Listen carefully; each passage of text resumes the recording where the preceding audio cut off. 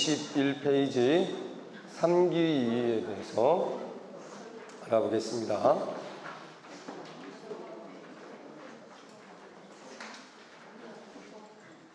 함께 읽어보겠습니다.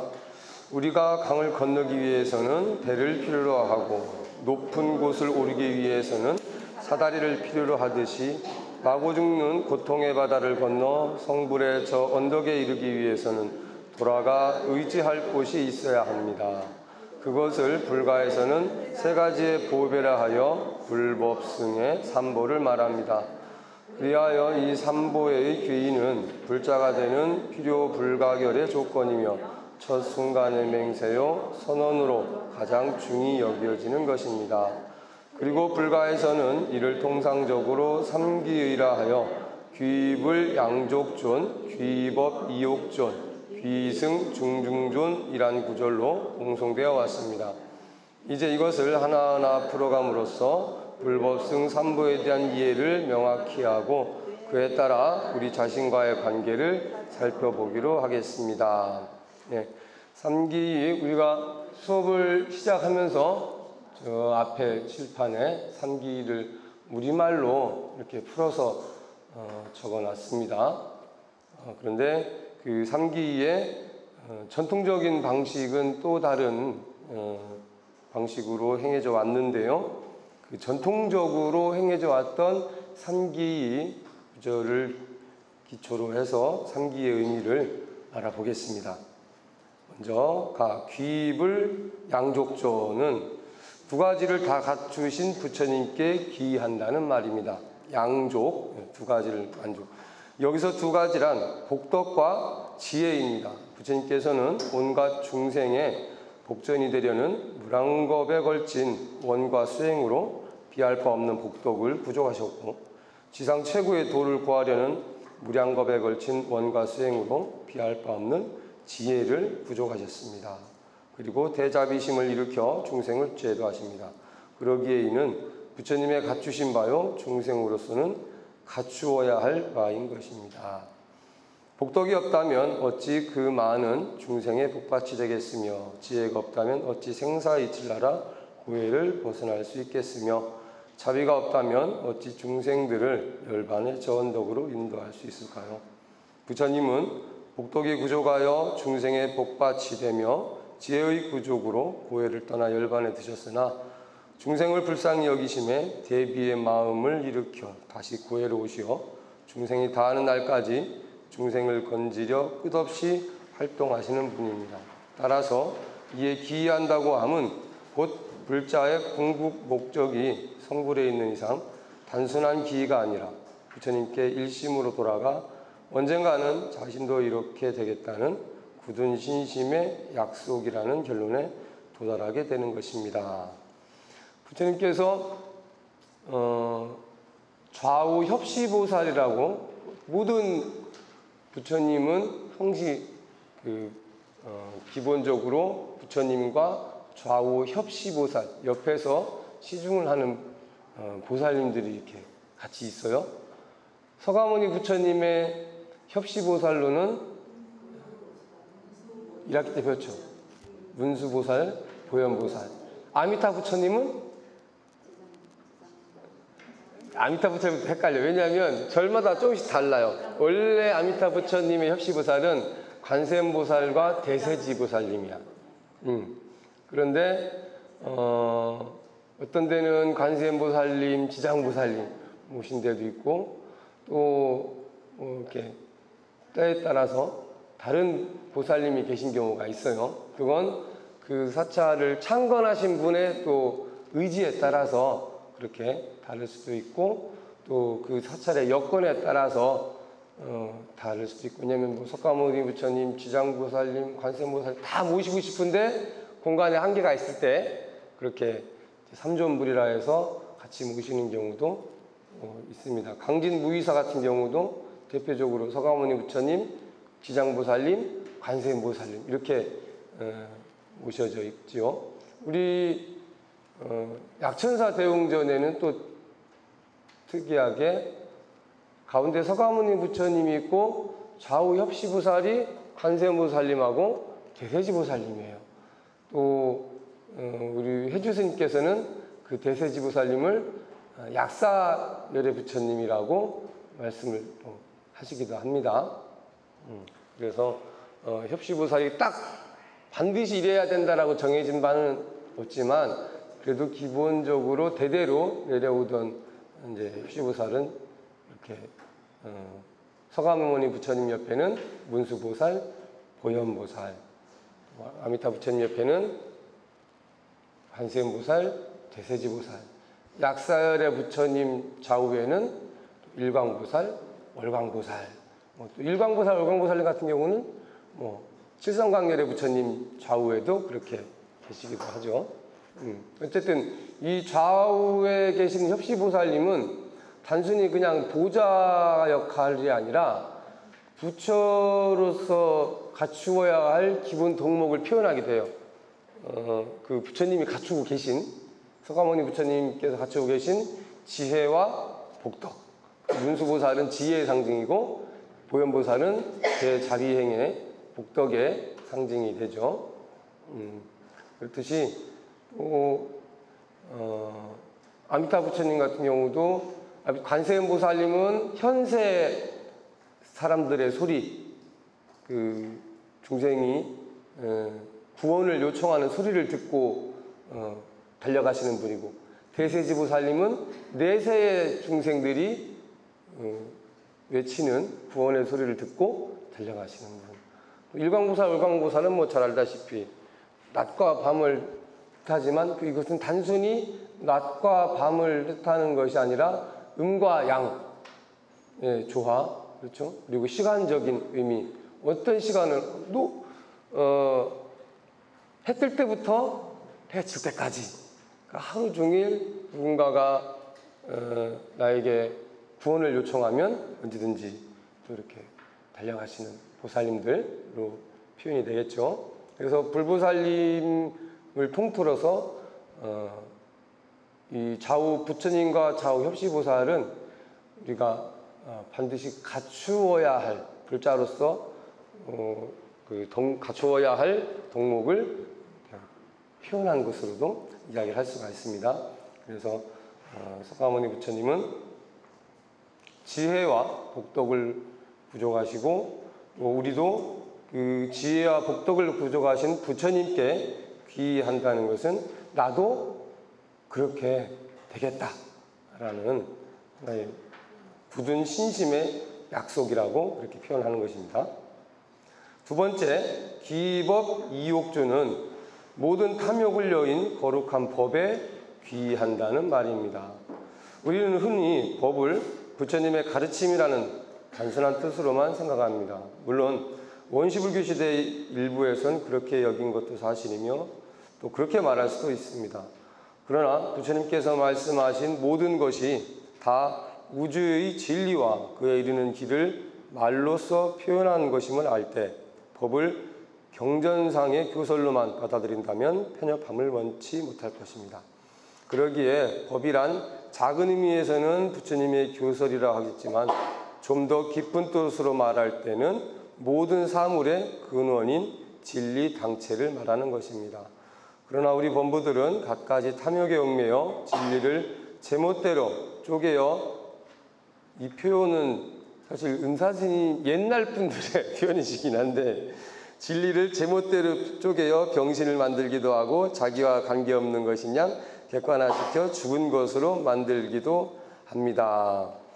그러니까 여기서 말하는 병신이라는 것은 장애인을 비하하는 것이 아니라 온전치 못하다라는 거죠. 온전치 못하다는 표현을 옛날 어른들은 그런 표현을 주셨어요. 그리고 옛날 어른 스님들이 그 어떤 가르침을 줄 때 굉장히 직선적으로 이렇게 이야기를 하시는데, 한 예로 제 도반이 이런 경우가 있었어요. 행자 때 참선을 이제 하려면 가부좌를 이제 틀어야 되잖아요. 가부좌 자세 이렇게 보셨죠? 양쪽 다리가 이렇게 부처님처럼 결가부좌라고 해서 양쪽 발 등이 양쪽 허벅지 위로 다 올라오도록. 근데 이 자세가 굉장히 어려워요. 처음에 할 때는 왜냐면 관절이 그 마음대로 움직여지지 않기 때문에 굉장히 어려워요. 제 도반이 하다가 너무 안 돼가지고 자기 노스님한테 그랬대요. 스님, 저는 이 관절이 잘 제대로 움직여지지 않아서 참선하기는 어렵겠습니다. 그러니까 그 노스님이 그거 병신은 안 된다.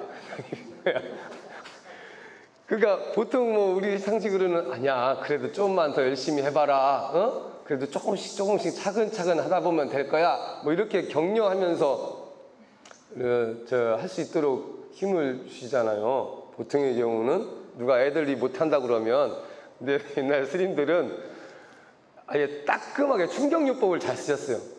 그거 병신은 안 된다. 그러니까 이 도반은 졸지에 자기가 온전치 못한 사람이 된 거잖아요. 그래가지고 그날부터 끈으로 묶고 막 이거를 다리를 막 바짝 조여가지고 그렇게 몇 시간씩 한 거예요. 그걸 우리는 몸을 조복시킨다고 하는데, 내 몸을 내 마음대로 이렇게 할 수 있게끔 항복시킨다는 거야. 그러려면은 마치 우리가 각 짐승들을 이렇게 강아지나 개 이렇게 훈련시킬 때 보면, 야생말을 훈련시킬 때도 보면 굉장히 힘든 과정을 거쳐야 되잖아요. 그것처럼 우리 몸을 이렇게 조복시킨다고 하는데, 그것도 굉장한 인내와 노력이 필요하다는 거죠. 그리고 나서 이 도반은 지금 승가대학 마치고 거의 15년 동안 오로지 선방에서 참선만 하고 있어요. 지금도 저 지난 하한거에는 김용사라고 경상도 쪽에 지금 아무튼 뭐 유명한 선방들, 무슨 봉암사 또 어디 뭐 큰 선방으로 다니면서 열심히 참선 수행을, 그때 그 노스님한테 충격받은 이후로 열심히 해가지고 오로지 그 길로만 또 열심히 수행을 하게 됐죠. 그래서 옛날 어른 스님들이 표현을 이렇게 좀 직선적으로 많이 하셨어요. 자, 계속해서 읽어보겠습니다. 하지만 진리란 언제나 나를 떠나지 않고 언제나 참되고 언제나 변함없이 싱싱하게 생동하여 원흉무해한 것이기에 쪼개질 수도 버려질 수도 없는 것입니다. 그러므로 진리를 쪼개고 버릴 때에는 스스로 일으킨 탐욕의 구름으로 그만큼 진리의 광명을 덮어 암흑의 고해에서 허덕이게 됩니다.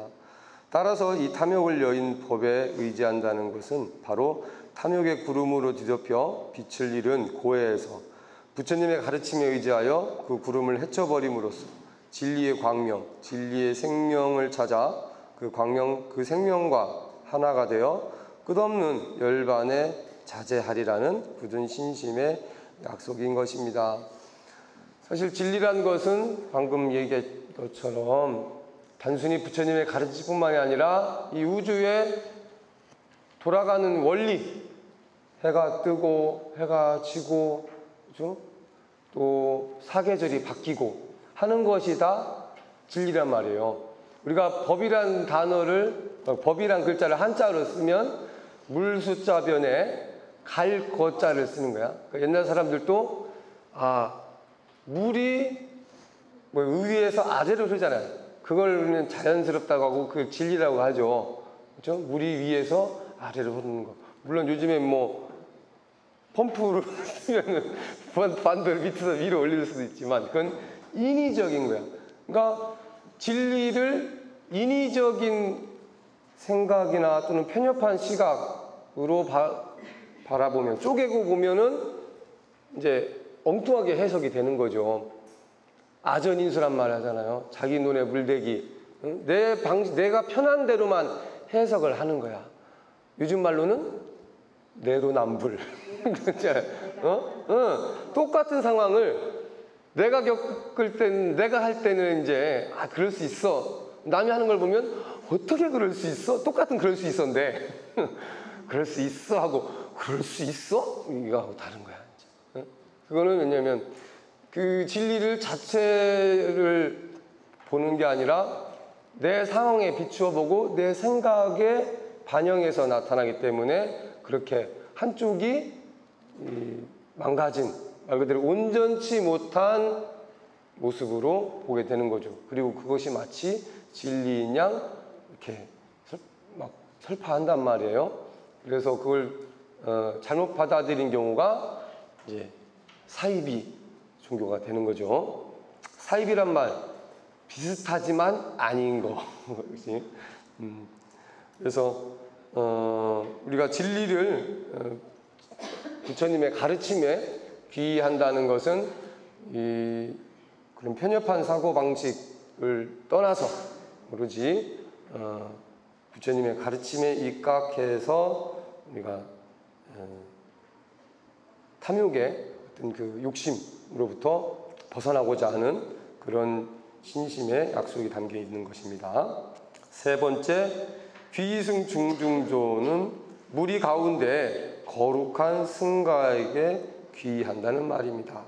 흔히 승이라 하면 머리를 깎고 출가한 소위 스님이라는 특수한 신분의 사람을 지칭하지만 원래 승가의 뜻은 인도말인 버머, 상가의 번역으로 화합중, 즉 부처님의 뜻을 따라 수도하는 출가 남녀와 재가 남녀의 대중을 다 가리키는 말입니다. 인간이란 자칫 잘못하면 진리를 등지고 독선적으로 살 우려가 많습니다.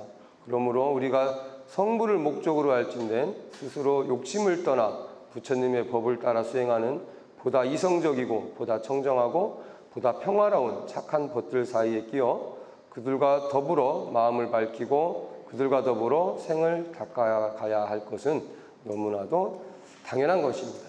따라서 이 말은 우리 스스로가 승과 이론이 되고 승과 이론임을 자각하여 부처님의 가르침대로 수행하며 나아가서는 모든 중생과 더불어 한 몸의 승가가 되겠다는 굳은 신심의 약속으로 규정 지을 수 있을 것입니다. 그래서 여러분들 스스로가 왜 우리가 그런 얘기 많이 하잖아요.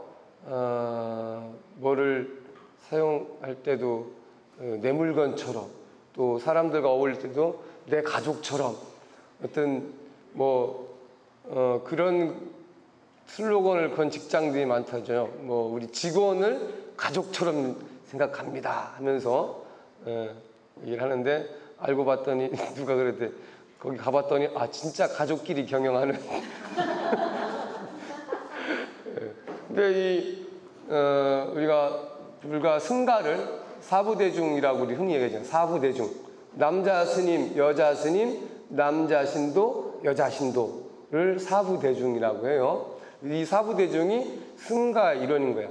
그걸 말하자면 부처님을 모시고 수행하는 집단의 일원인 것이에요.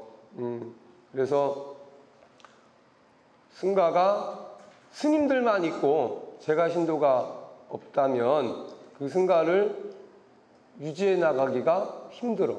왜냐? 자, 이 사부대중의 각각의 역할이 있어요. 각각 역할이 있는데 단순하게 크게 나누자면 스님은 남자 스님, 여자 스님, 비구와 비구니 스님들은 직접 수행을 하고 그 수행을 통해서 얻어진 깨달음을 남자 신도, 여자 신도에게 전해줘야 할 의무가 있는 거야. 그렇죠? 부처님의 가르침을 전하는 것이 임무고, 남자 신도, 여자 신도는 스님들이 수행을 하느라 해결하지 못하는 부분이 있죠. 의식주. 옛날에는 스님들 당시에, 부처님 당시에도 스님들은 부처님부터 하루에 한 끼만 탁발을 해서 드셨단 말이에요. 그리고 지내는 곳도 그냥 숲속에서 나무 밑에서 이렇게 낙엽 깔고 그렇게 계셨고, 옷은 분소이라고 해서 시체를 쌌던 그 천 조각을 주워다가 이렇게 기워서 그걸로 몸을 둘둘 이렇게 말았어요.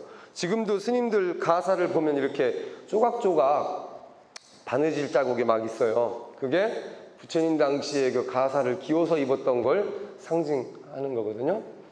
그런데 부처님의 가르침을 받은 제가 불자들이 그거 하실 시간에 저희가 그거 마련해 드릴 테니까 더 열심히 수행하셔서 저희에게 가르침을 주십시오.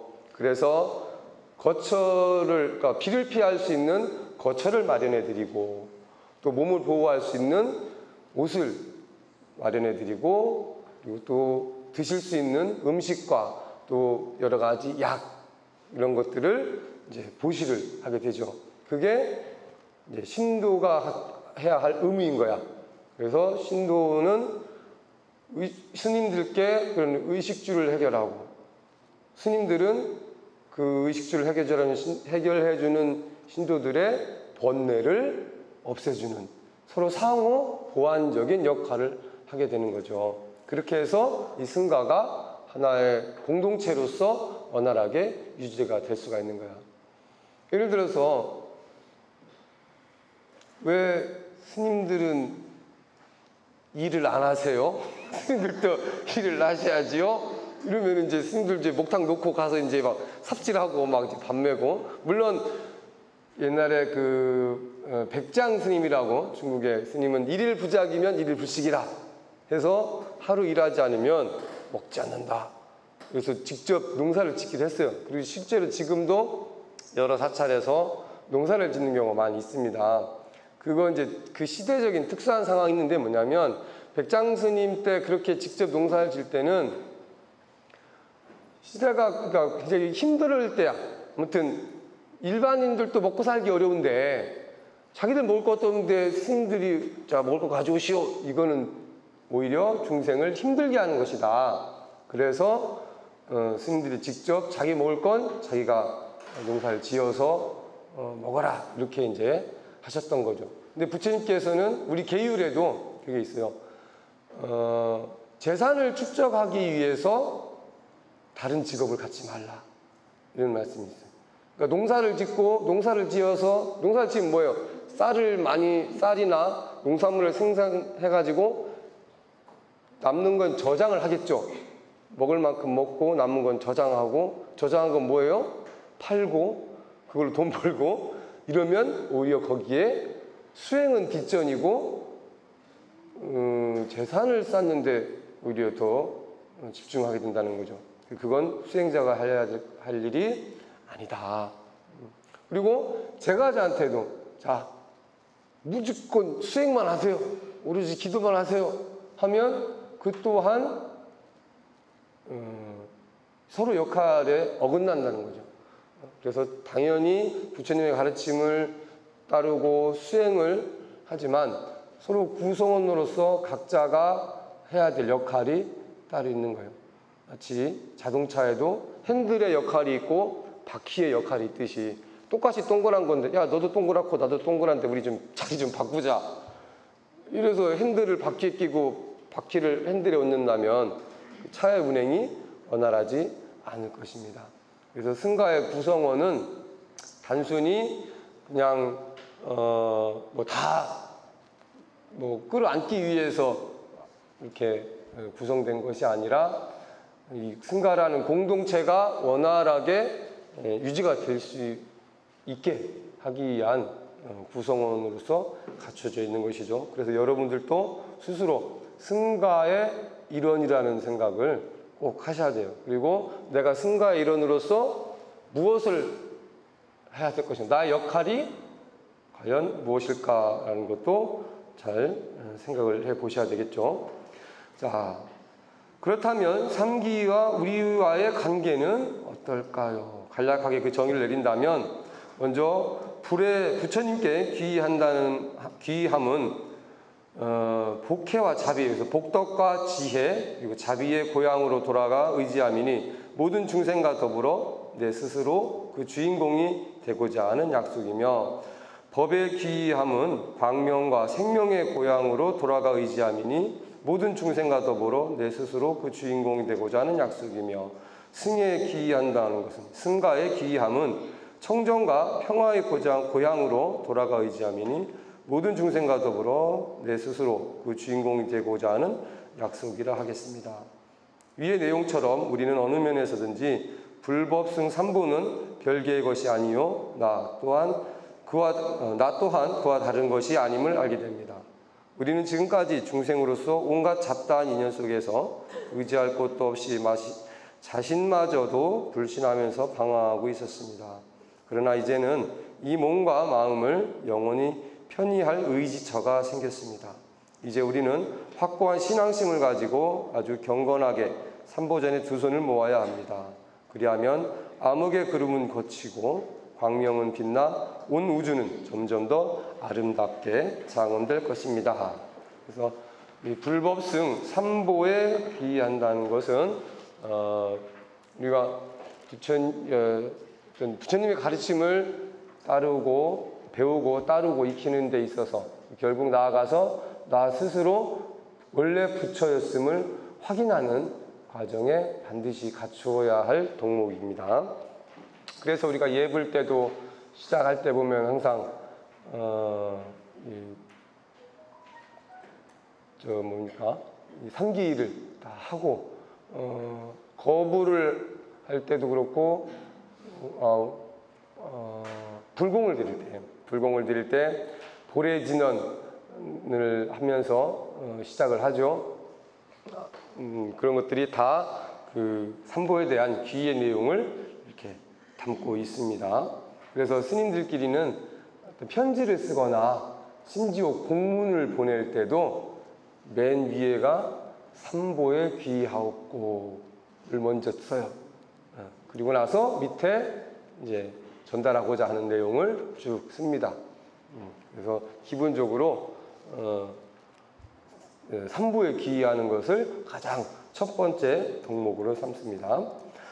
자, 다음 페이지로 넘어가서 이제 넓은 뜻의 이제 삼보에 대해서 자세하게 이제 알아볼 텐데요. 사실 여기 삼보에 대한 내용이 굉장히 아주 다양하게 펼쳐져 있습니다. 종래 삼보관에서 삼보는 불교의 광대무변한 교리 전부를 통틀어서 요약한 명칭입니다. 삼보를 종별로 나눠보면 다음과 같은 종류가 있습니다. 그래서 동체삼보, 별상삼보, 대승삼보, 소승삼보, 주지삼보, 조직삼보 이렇게 있어요.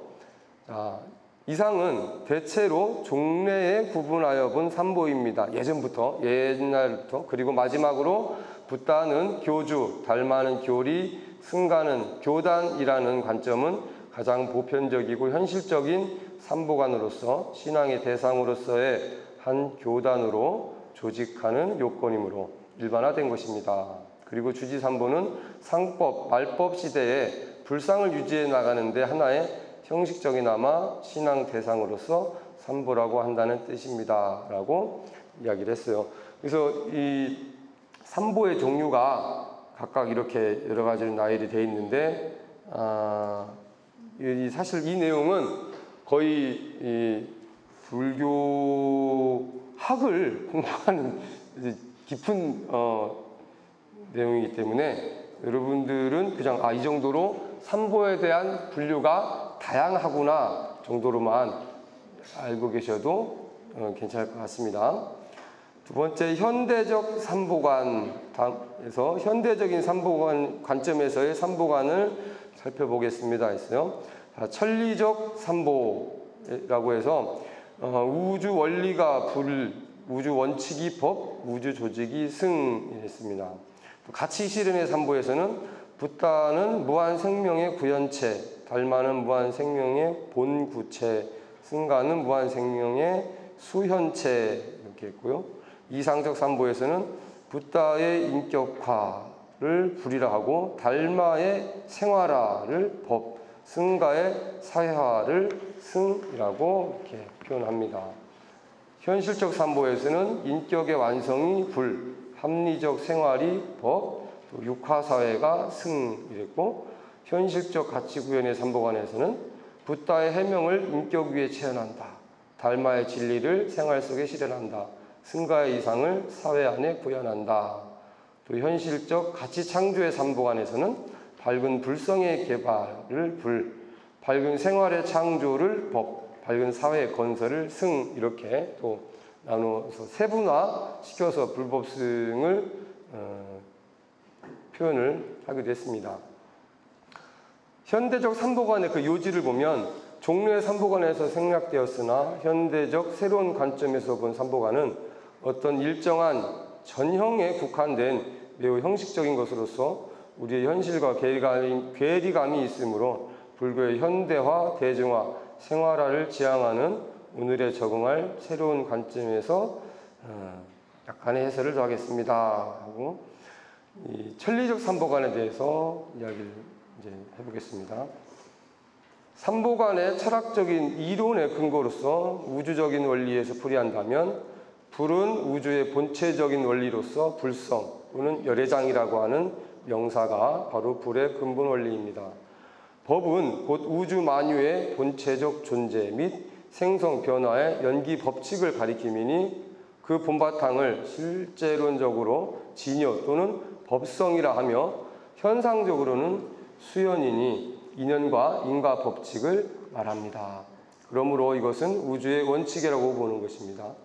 물론 원리도 그 속에 포함되었지만 어떤 일정한 질서 밑에 불변의 법칙, 괴범의 뜻으로 보아왔기 때문에 원칙이라고 하는 것이 타당합니다. 승은 조화, 화합의 뜻이니 곧 우주 만유는 인연이 조화되고 화합하여 생성되고 조직된 것입니다. 이것이 대체로 우주론적에서 본 삼보의 의의입니다. 그래서 삼보라는 우리가 단순히 불교 안에서만 귀하게 여기는 세 가지라고 이렇게 국한하지 않고 전 우주를 통틀어서 사실 이 삼보의 구성 원리를 이렇게 좀 자세하게 뜯어보면 종교에 상관없이, 그러니까 뭐 교주와 교리와 교도, 원래 이 종교가 갖추어야 할, 종교로서 인정받기 위해서 갖추어야 할 세 가지 구성 요소를 우리가 교주, 교리, 교도 이렇게 이야기를 해요. 불교에서는 부처님이 교주시고 부처님의 가르침이 교리이고 또 부처님의 가르침을 따르는 우리가 교도가 되죠. 그렇죠? 그럼 기독교의 교주는 예수님이에요. 하나님이 교주라고 하는 분들이 있는데 그거 기독교 교회 다니는 분들 중에도 교회 잘못 다니는 분들이야. 기독교의 교주는 하나님이 아닙니다. 예수님이에요. 그리고 교리는 예수님의 말씀. 왜 예수님이 교주가 되느냐? 기독교에서 배우는 흔히 말하는 성경. 성경이 누구 말씀이에요? 구약은 하나님의 말씀이었어. 하나님의 말씀을 우리가 그 계시를 들은 사람들이 기록으로 남겼다고 했잖아요. 그러다가 예수님이 나타난 이후에는 신약이라고 해서 예수님의 말씀을 제자들이 듣고 그걸 기록으로 남기죠. 그래서 뭐 누가복음, 마태복음, 뭐 그 누가나 마태나 이런 사람들이 다 예수님의 제자인 거야. 그렇죠? 그래서 그럼 왜 하나님이 교주가 될 수가 없느냐? 자, 하나님은 실존 인물일까요? 아닐까요? 하나님이 직접 신도들한테 와서 뭐 가르친 적 있어요? 없어. 자기들은 그래, 메신저를 통해서 얘기를 했다고 하잖아요. 그 말은 반대로 얘기하면 하나님이 직접 얘기한 적은 없다는 거야.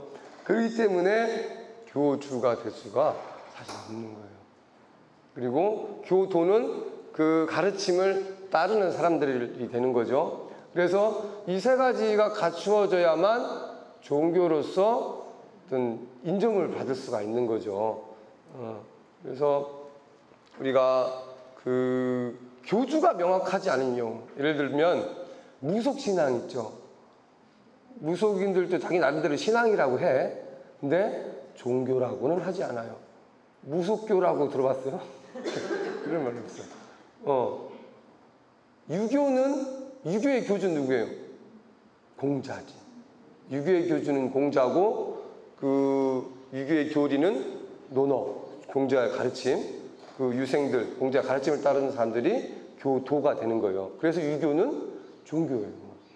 그런데 그냥 무속신앙은 종교가 아니야. 왜냐하면 교주가 없어. 그리고 교리도 없죠. 오로지 그냥 믿음만 있을 뿐이야. 그렇죠? 그래서 종교가 될 수 없다는 거죠. 그래서 이 세 가지 구성 요소는 교주와 교리와 교도는 우주적으로 봤을 때 불교나 기독교나 뭐 기타 다른 어느 종교든 간에 다 이 우주 안에 기본적인 구성 원리 속에서 생성이 된 거예요. 사실은. 그렇죠? 부처님, 불교도 마찬가지고, 부처님은 우리가 단순히 서가모니, 즉, 인간의 몸으로 태어나서 우리에게 가르침을 전해준 부처님, 서가모니 부처님을 대표로 하지만 그분을, 부처를 대표로 할 때 얘기하는 불성. 이 불성은 단순히 서가모니 부처님만 갖고 계신 게 아니라 모든 만물이 다 지니고 있는 거라고 그랬어요. 부처님께서 깨닫고 보니까 나만 부처가 아니라 이미 다 부처야.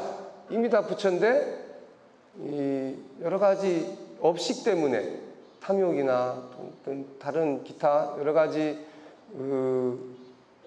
지금까지 행해했던 말과 행동과 생각에 의해서 이렇게 가려져 있다는 거죠. 그리고 진리라는 것도 부처님께서 진리를 만드신 게 아니라 이것이 진리다라고 가르치셨죠. 어디에 있는 걸 가르치셨을까?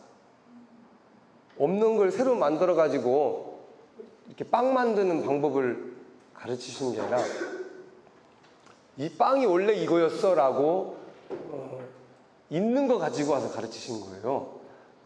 우리가 얘기하는 진리라는 것이 부처님께서 인위적으로 만든 것도 아니고, 그렇죠? 원래 존재했던 우주의 돌아가는 이론, 원리를 부처님께서는 이렇게 세세하게 학문적으로 나열을 해주신 거죠. 그것이 법이고 진리고, 세 번째 그 가르침을 따르는, 근데 따른다고 해서 단순히 가르침만 따르는 것이 아니라 우리 스스로가 그 우주의 구성원임을 알고 거기에서 각자의 역할에 충실하는 것, 그것이 바로 교도로서 해야 할 일인 거죠. 당연히 불자기 때문에 절에 와서 절만 하고 뭐 불공 올리고 이것만 교도의 역할인 것이 아니라 가정에서는 내가 가정의 구성원으로서 어떤 역할을 해야 할 것인가. 사실 사람은 환경에 따라서 다양한 역할을 하게 됩니다. 그렇죠? 때로는 엄마로서, 때로는 딸로서, 또 때로는 누군가에게 선생님이 될 수도 있고 누군가에게 친구가 되기도 하고 누군가의 제자가 되기도 하고 상황에 따라서 다양한 역할을 합니다. 아빠도 마찬가지죠. 아빠가 되기도 하고 아들이 되기도 하고 친구가 되기도 하고 선생님이 되기도 하고 제자가 되기도 하고 다양한 역할이 있단 말이죠. 그 역할 속에서 내가 그 각각의 상황에 맞는 어떤 역할을 할 것인가, 뭐 불자로서도 마찬가지죠.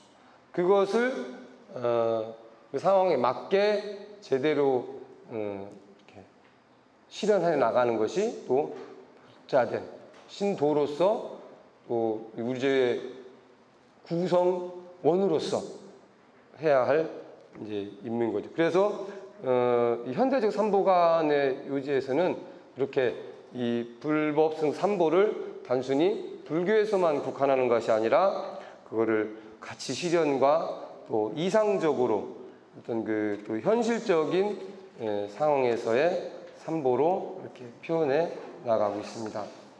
이 삼보관에 대한 표현, 이 내용이 사실 굉장히 길어요. 그리고 또 내용이 여기서는 아주 깊게 이렇게 소개되었기 때문에 이 정도로만 소개를 하고 30페이지 삼신설로 넘어가겠습니다.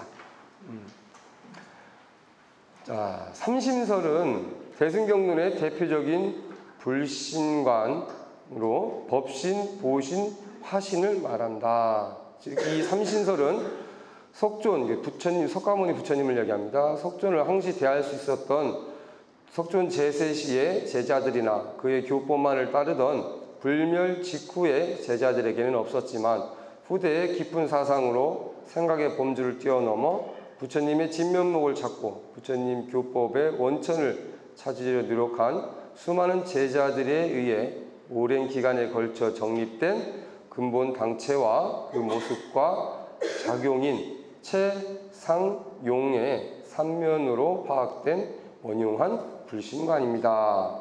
이렇게 얘기하니까 뭔 말인지 알겠어요? 솔직히 뭔 말인지 모르겠어요. 분명히 한글인데, 그죠? 분명히 한글인데, 뭔 말이야. 그죠?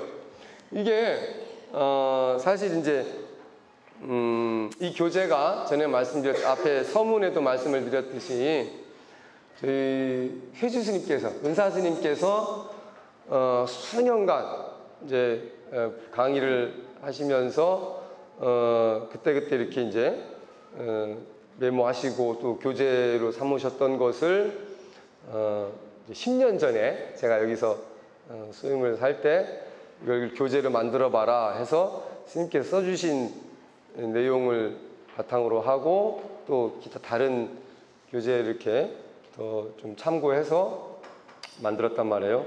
그러다 보니까 이 표현이 굉장히 좀 어렵죠. 옛날 방식, 옛날 용어들도 막 있고, 그러니까 근데 예전에 스님들이 대대로 이렇게 배웠고 가르쳐 왔던 그런 방식들인 거예요. 그래서 우리 불교 경전이나 천수경도 그렇고 절에서 특히나 스님들이 배우는 또 여러 가지 그 교재가 있어요. 서장이라는 것도 있고 또 뭐 초발신 자경문 뭐 이런 그 교재들이 있는데 그 교재가 한자로 다 이렇게 돼 있잖아요. 그 한자를 배우려고 중국의 학자들이 와요. 왜냐하면 요즘 중국에서는 다 간자체라고 해서 약자를 쓰죠. 한자가 중국에서 만들어져서 전래가 됐는데 계속해서 현대화되다 보니까 요즘에는 글자체가 되게 간소화됐어요. 그러다 보니까 중국 사람들조차도 중국 현지들도 옛날 글자를 몰라. 잘 안 써서. 그런데 공교롭게도 우리나라의 스님들이 배우는 이 불교 경전은 옛날 1700년 전부터 중국에서 처음에 인도에서 불교가 중국으로 넘어와서 한자로 번역이 되고 그 번역된 한자가 그대로 들어와서 지금까지 전해져 내려오고 있는 거예요. 그래서 그 불교 경전에 보면 정말 어려운 난자라고 하는데 어려운 글자들이 많이 있거든요. 우리 그 승가대학에서 그거 난자 공부하느라고 날 새고 막 이랬었어요. 난자 날 새고 다음에 보니까 그거 다 찾아놓은 거 있더만. 난자 사전이 따로 있었는데 그걸 진작에 알려줬으면 좋았을 텐데 처음엔 안 알려줘요. 왜냐하면 스스로 찾아봐라. 그런데 그런 옛날 방식들이 요즘에는 좀 이렇게 외면받고 있지만 실제로 오히려 그걸 배우기 위해서 또 오는 중국에서 오는 학자들이 오히려 있습니다. 이 교재도 스님께서 회주 스님께서 예전에 주신 원고로 만들어진 것이기 때문에 표현이 굉장히 예스러워요. 그래서 여러분들은 예전에는 이렇게 불교 교리를 가르치셨구나 라고 또 이해를 해주시는 것도 좋을 것 같습니다. 그래서 저는 어쨌든 여러분께서 이해하기 쉽도록 이렇게 현대적인 용어로 쉽게 풀이해서 알려드리겠습니다. 먼저 법신이란 진리의 본체로서 흔히 본래 면목, 진여, 주인공, 본성, 본체, 자성 등으로 표현합니다. 그러니까 이것도 본래 면목이나 진여, 주인공, 본성, 본체, 자성이 뭔 말인지 모르면 이해가 안 가는 거죠. 그래서 이런 용어를 썼구나. 사실 이 말은 표현이 이렇게 각각 다를 뿐이지 결국 한 가지를 이야기한다는 거예요. 법신이라는 표현에 이렇게 다양한 표현이 있다. 이 법신은 대우주에 충만하여 시간과 공간을 초월하고 과거, 현재, 미래로 영원히 존재하지만 큰 물체는 볼 수가 없고 이 대한인데 오탄의 위대한 사상은 우리가 헤아리지 못한과 같이 이 진리의 법신도 이념적인 존재이기 때문에 오관으로 포착할 수 없는 것입니다. 법신 자리는 영원히 죽지도 않고 멸하지도 않으며 오염되지도 않습니다. 우리의 몸은 잠이 들어도 법신은 자지 않고 항상 깨어 있습니다. 또 우리가 아무리 바삐 움직여도 가만히 있는 주체가 되는 것이 법신입니다. 이 법신부를 독립시켜 인격화해서 부를 때 청정법신 비로자나불이라고 합니다. 이렇게 있어요. 뭔 말인지 모르겠죠? 근데 우리가 삼신불 그러면 부처를 세 가지로 나눈 거예요. 청정법신 비로자나불, 그래서 법신 그러고, 두 번째 보신은 원만보신 노사나불, 그래서 보신이라는 표현을 쓰고, 세 번째 천백억 화신 서가모니불, 그래서 화신이란 표현을 씁니다. 그렇죠? 자, 이 삼신을 요즘 좀 더 쉽게 이제 여러분께 설명을 하자면, 법신은 있는 존재 그 자체예요. 존재 자체. 자, 일단 개념을 어떻게 생각하냐면, 자, 여기 이게 뭐예요? 컵이죠. 컵이라는 게 있습니다. 이 컵 안에는 뭘 해요? 뭔가를 담죠. 물을 담기도 하고, 뭐 차를 담기도 하고, 술을 담기도 하고, 죽을 담기도 하고. 그것만 담나요? 뭐 돈도 담을 수 있고, 흙도 담을 수 있고, 뭐든 담을 수 있는 거야. 근데 사람들이 잘못 생각하는 게, 컵 그러면 물 담는 거로만 국한을 하죠. 컵으로 할 수 있는 일이 얼마나 많아요. 그렇죠? 컵으로 할 수 있는 일이 얼마나 많을까요? 무한대? 예. 어떻게 무한대? 뭐 막 담고. 자, 담기만 할까요? 뭐 이걸로 퍼낼 수 있고. 그죠? 이걸로 말 안 듣는 홍해줄 수 있고. 이걸로 밀가루 반죽해가지고 찍으면 만두피도 만들 수 있고. 그런 거 해봤잖아요. 그죠? 자, 이 컵이 갖고 있는 이 자체적인 능력이라고 할까? 또 이 컵이 담고 있는 본래의 어떤 그 의미, 역할 이런 건 내가 어떻게 부여하냐에 따라서 굉장히 달라져요. 근데 그건 말 그대로 아까 얘기했지, 내가 부여한 의미, 내 생각으로 바라봤을 때 붙여진 거죠. 원래의 의미와 상관없이. 그렇잖아요.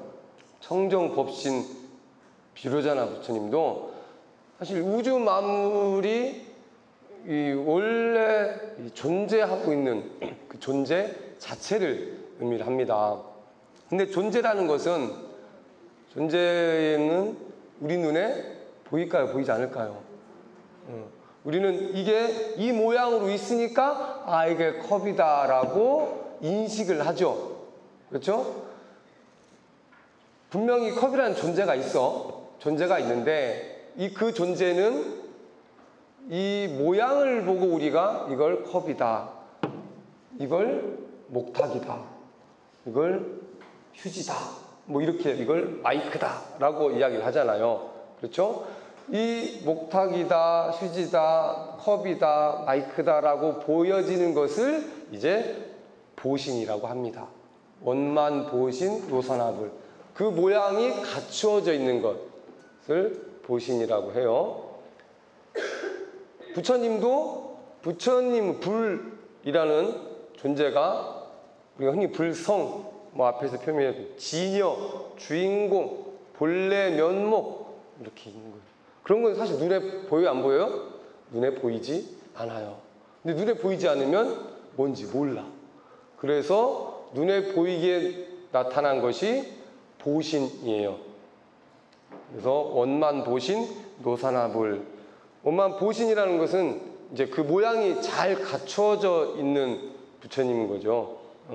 그런데 이 부처님이 우리가 아는 법당 안에 앉아있는 이렇게 또는 야외에 서 있거나 하는 분들만 계신 것이 아니라 아주 다양한 모습으로 존재를 해요. 그래서 만물이 부처 아닌 것이 없다라고 이야기를 하셨죠. 컵도 부처고 목탁도 부처고 죽비도 부처고 마이크도 부처야. 뭔 말일까요?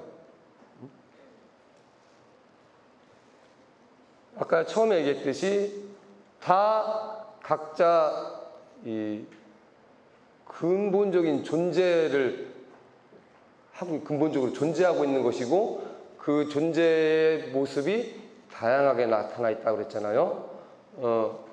1100억 화신 서가모니 부처님도 서가모니의 형상으로, 그러니까 우리가 이렇게 알고 있는 변화해서 나타난 부처님이라는 거예요. 서가모니 부처님 말고도 수많은 부처님이 있는데 그 중에서도 우리에게 현세에서 진리를 가르쳐 주시고 우리를 이끌어 주시는 분이 서가모니 부처님이란 거죠. 이분을 화신 1100억 가지 다양한 모양으로 변화해서 그 중에 서가모니 부처님으로 이렇게 우리 앞에 나타나신 거죠. 그래서 이 삼신불에서 얘기하는 법신, 보신, 화신 이 세 가지는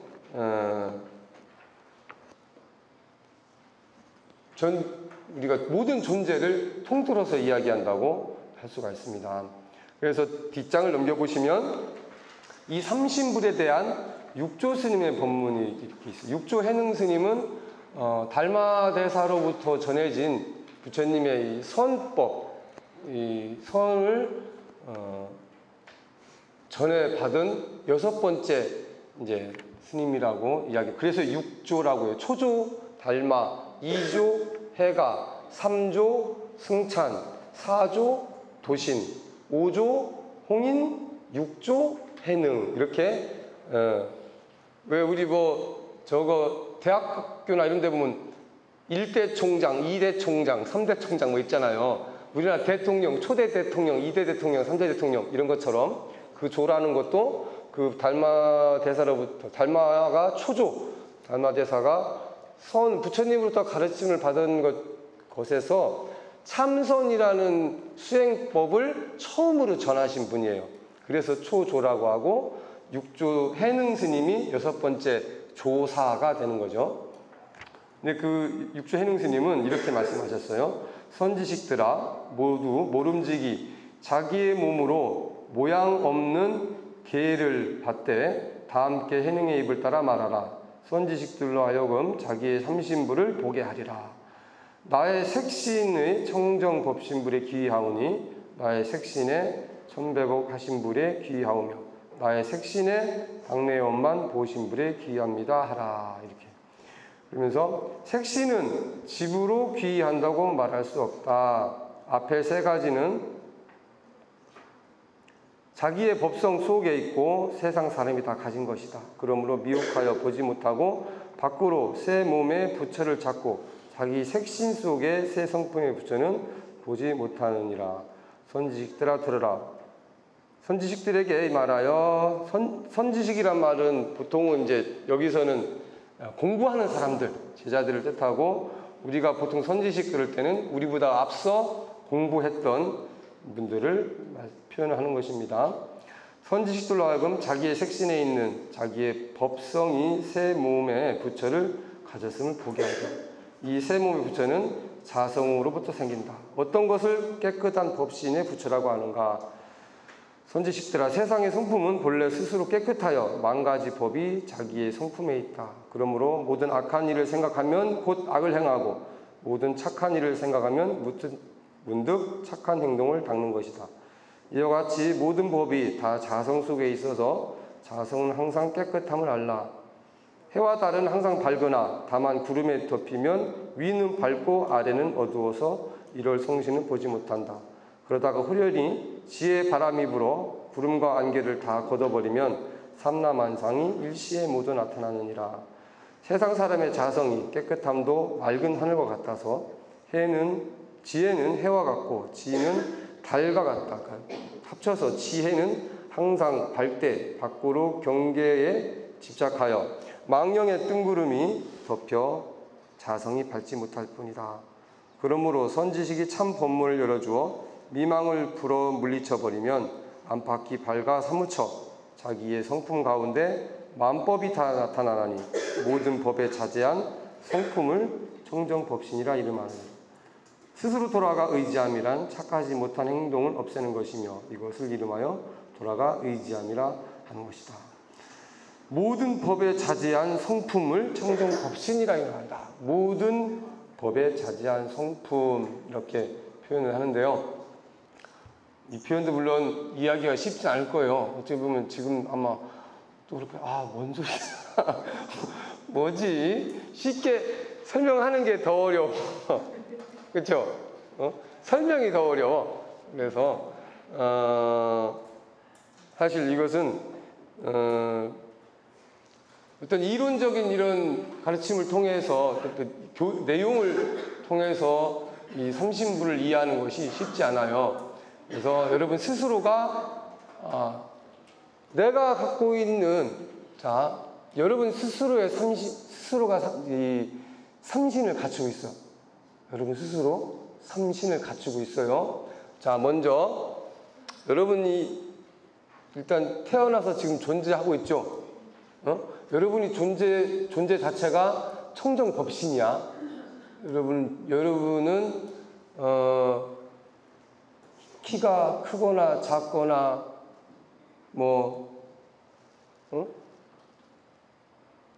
뚱뚱하거나 마르거나 이러지 않아요. 청정법신은 그냥 존재하는 거야. 그런데 자, 여러분 몸을 갖고 있죠. 이걸 보신이라고 해. 이 중엔 키가 큰 분도 있고 작은 분도 있고 덩치가 큰 분도 있고 덩치가 작은 분도 있고 다양한 각각의 몸을 갖고 있어요. 그렇죠? 그게 원만 보신 노사나불이야.